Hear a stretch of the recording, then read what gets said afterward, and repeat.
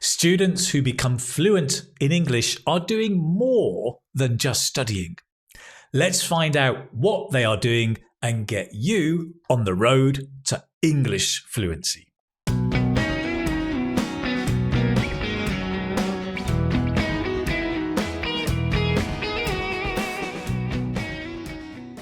Students who become fluent in English are doing more than just studying. Whether it's studying with books, word lists, audio files, videos, whatever.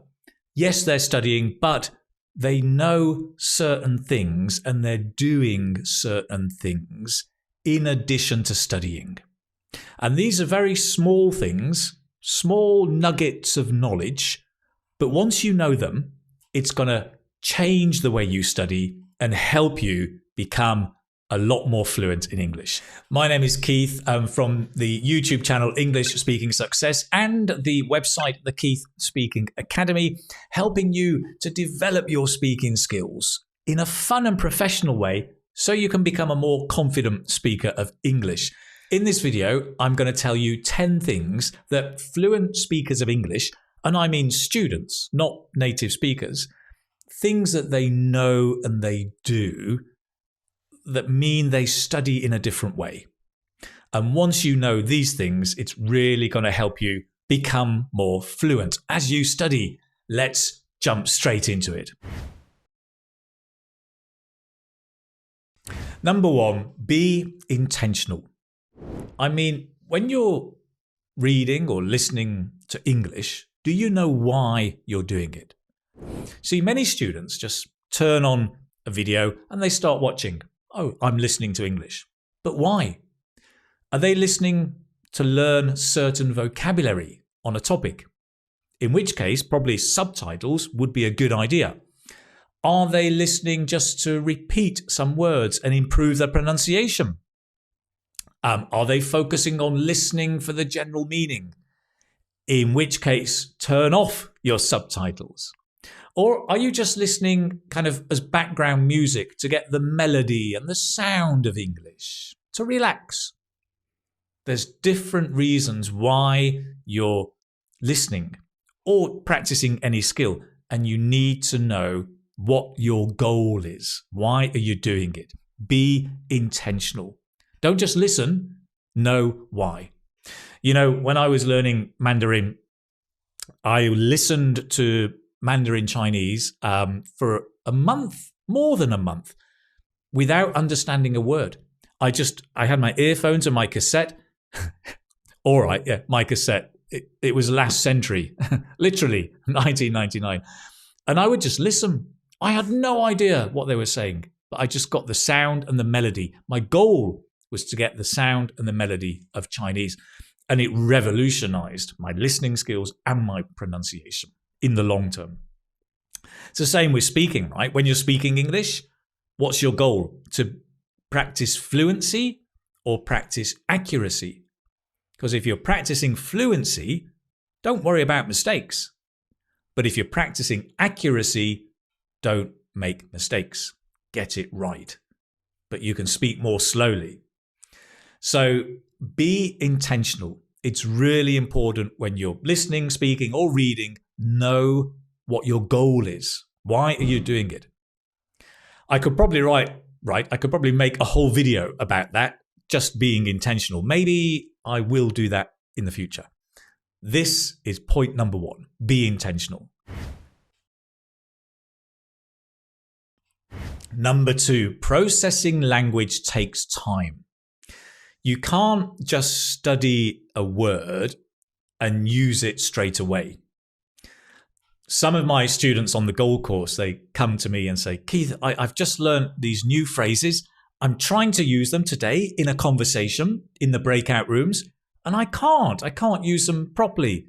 And I say, I know, because processing language takes time. When you learn a word, it comes into your head. It takes time to settle and to be there. And it will be influenced by your listening, your reading, your speaking. And over time, it settles and you can use it better. But it takes time. So yes, learn words, practice them, but review and come back and give the words and language time to settle, right? What you need to change is your expectation. Don't expect to use it perfectly straight away.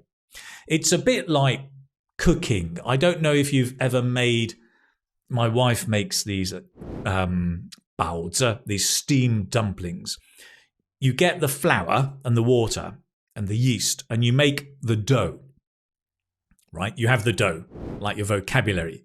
But then you leave it covered for about 2 hours to rise. And then you can use it. If you try and use it straight away, it's all doughy, it doesn't work. It's like language and vocabulary. It needs time to settle. It's the same thing. So be aware, processing language takes time. Study, practice, but just change your expectation. It will take time to use fluently. Number 3, expose yourself to more English. The chances are you are not listening enough and reading enough in English. Very, very few students read enough and listen enough. The ones who do become fluent. Think about it. Think about learning your own native mother tongue. The hours and hours of watching TV as a kid. The days and days of listening to your parents talk to you. The years of listening to teachers educate you, all in your mother tongue. All of that time, that exposure, helps you become fluent. And it's the same in English. You need lots of exposure, listening and reading, watching films. Remember, I talked about processing to help the vocabulary and the language settle in your brain and become you. It takes time and it's influenced by exposure to English, listening and reading and watching. So if you're a student, just using your course book is not enough. When you get to that intermediate level and above, you need to be reading novels, watching films, listening to podcasts, authentic material in the language. Expose yourself to more English, and then you have a chance to become fluent. Number 4, notice. What I mean by notice is really be curious and look at things and notice things. There's a famous polyglot, Steve Kaufman, and I've done a few videos with him. You can check them out up here. Part of his methodology is noticing, and I couldn't agree more. It's when you read and listen, notice the language. Don't only read and understand, but notice. Notice the collocations. Oh, that's interesting. Notice the grammar. Oh, interested in, not interested on. Notice the patterns of language. Notice the word stress, the intonation. Be curious about all of these things and notice them. So you're not only passively reading, you're actively noticing things about the language. And to help you absorb that, sometimes it's a good idea just to repeat.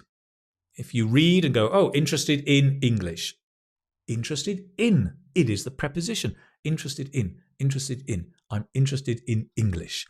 And just do some simple repetition, whether it's the grammar, the collocation, or the pronunciation, right? Be curious, notice, and do a little repetition.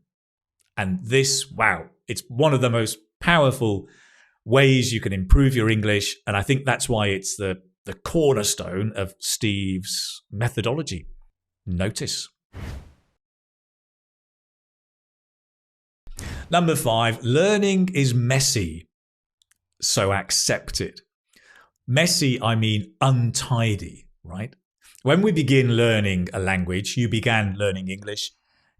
At the beginning, you're learning words and maybe you're building the words and sentences and you're getting better. And we think, well, learning is a linear line. You start with the present tense, then you learn the past tense, and then the future tense, and then the present perfect, and it goes on. But actually, learning is not a straight line.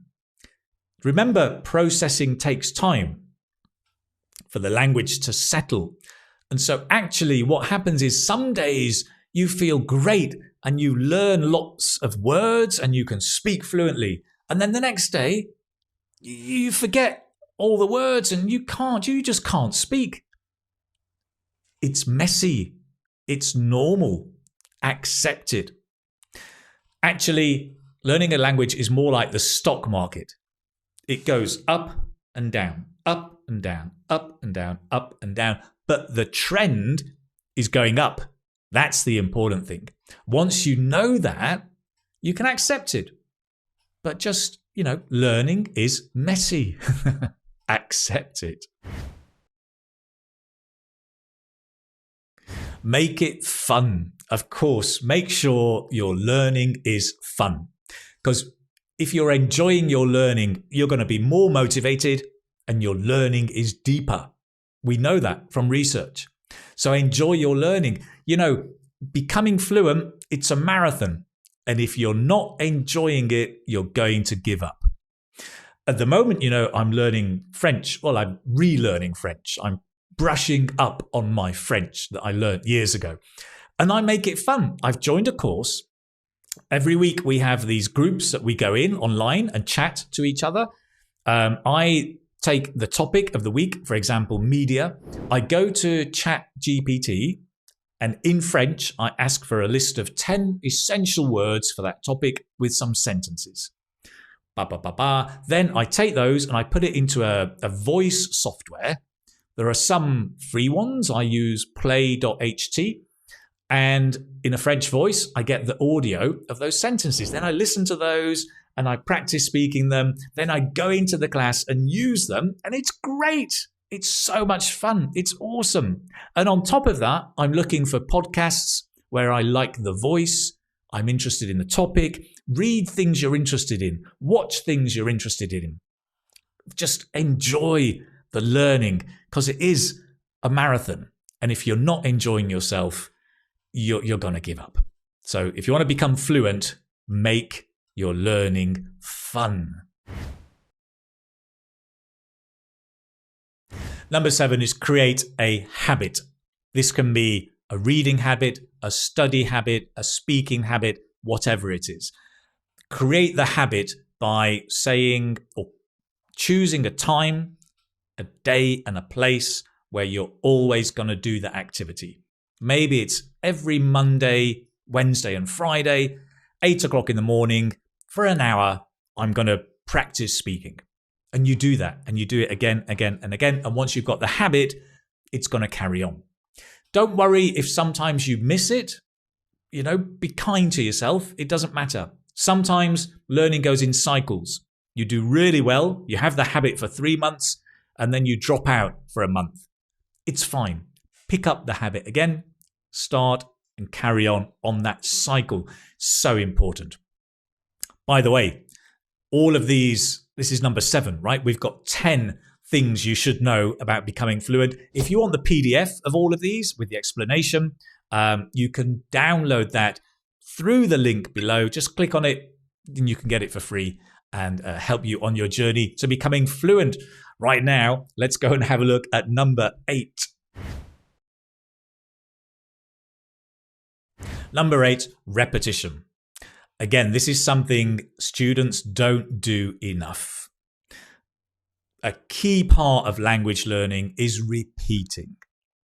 And that can be simply listening to an audio and repeating a word, repeating a phrase. You can be repeating and noticing the intonation, noticing the word stress, and just repeating. You can do it anytime. You can try shadowing, where you listen to a short audio and repeat at the same time.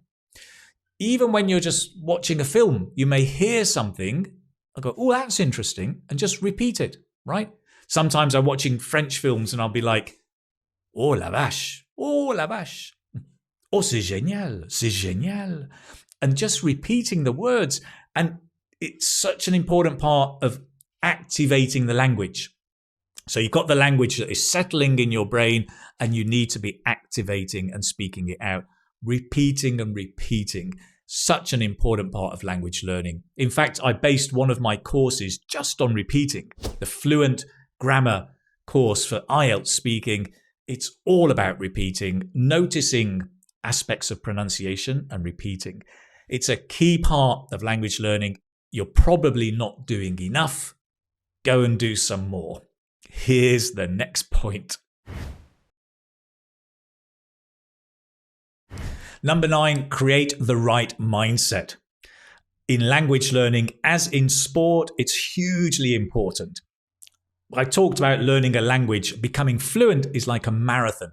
When you run a marathon, you can't just run. You need the right mindset. When you're training, when you're running, when you're competing, you're thinking, I can do this.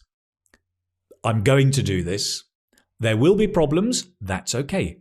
I will continue. Things like that. So the mindset for learning a language, I have an acronym which is ASEP. You may have heard of ASAP, as soon as possible. ASEP, right, stands for accept where you are, step by step, embrace mistakes, and positive. You can do this. So first of all, accept where you are. Whether you are a beginner, intermediate, whether you know something or not, accept where you are. I do tell students, don't think about my English is weak, my English is poor. No, there are things you know and there are things you don't yet know. But you will know them in the future. Accept where you are. Second, step by step. Don't try and learn everything in 2 weeks. Step by step. Do things one step at a time. Thirdly, embrace mistakes. There will be challenges. You will make mistakes. Actually, that's great. Mistakes are a sign of experimenting and trying and pushing. And that's what you need when you're learning a language. Embraces to hug your mistakes. Finally, positive. Think, I can do this. As with running a marathon, if you think, oh, I can't do it, you probably can't. If you think you can, you probably can. Never a wiser word spoken. So remember, ASEP, accept where you are, step by step, embrace your mistakes, be positive. And number 10 is use emotion. Do you remember when you were at school and you had to learn the grammar of English and the vocabulary, and the teacher would show you something like this? Present tense, I eat fast food. Negative, I don't eat fast food. Another negative, I never eat fast food. And it's so boring. It's because often teachers forget to tell us that learning English or a language is about communicating ideas and communicating emotion. You're feeling whether you're happy, sad, angry. That emotion should be in your voice. So next time you're learning some boring grammar, make it fun. Do you remember? Make it fun. So instead of this, you could say, I eat fast food. Very proud. Or maybe you're guilty. Oh, yeah, I eat fast food. Sorry. I don't eat fast food. I do not eat fast food. I don't eat fast food. Are you crazy? You can change the intonation. I never eat fast food. How dare you? You can get angry. The great thing about practicing on your own at home is nobody can hear you. You can exaggerate the emotion, right? You can make it loud, soft, angry, funny. I eat fast food. Whatever, right? It makes it interesting, makes your learning fun. But more importantly, when you're communicating with people, you sound more interesting. You're becoming more fluent because you're using emotion. And also, of course, by using emotion, you're going to go from bookish English, sounding like a book, to real English. And that's what you need to become fluent, to do well in your IELTS speaking, to communicate with people around the world, right? So there you have it, 10 things that can help you become more fluent. Which one do you like?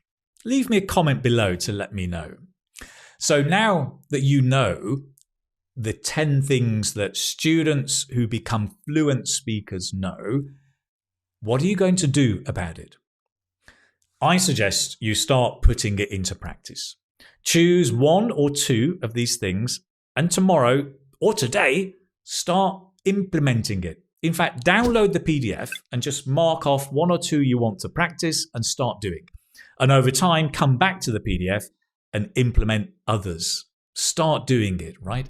And as you're implementing it, well, I hope that my videos on YouTube can support you and help you become more fluent. If you are enjoying these videos and you can understand me and you're learning more, then you're probably already on your way to becoming a more fluent speaker. If you want to continue and you want to speed up the transformation and do it in a fun way, you might want to think about joining my gold course, IELTS Speaking Gold course. It's for students preparing for IELTS, but there are lots of students who are not preparing IELTS just because the focus is to develop your speaking skills in a fun and professional way. On the course, you've got live lessons. We have 2 live lessons a month, a bit like the ones on YouTube, but even better. We have 2 Zoom meetings where you can interact with me and ask me questions with other students. We have breakout rooms where you can practice speaking to other students around the world in small groups of 2 or 3 students. We've got quizzes, we've got novels, songs, recorded videos you can practice with. Oh, there's so much. And the great thing is you pay once and you get access to everything for a lifetime, forever. It doesn't get any better. Well, actually, it does get better because you can also get, if you're a YouTube fan, click on the link below, you can get a discount off that course. So if you're thinking you want to take the next step to transforming your English to become more fluent, come and join me on the Gold course. Whatever you decide, I'm always going to be here to help you and be by your side on your journey to becoming a more fluent and confident speaker. Thank you so much for watching me today. It's been great fun. I've really enjoyed it. And I look forward to seeing you maybe in the course, maybe also in the next video. Take care, my friend. Bye-bye.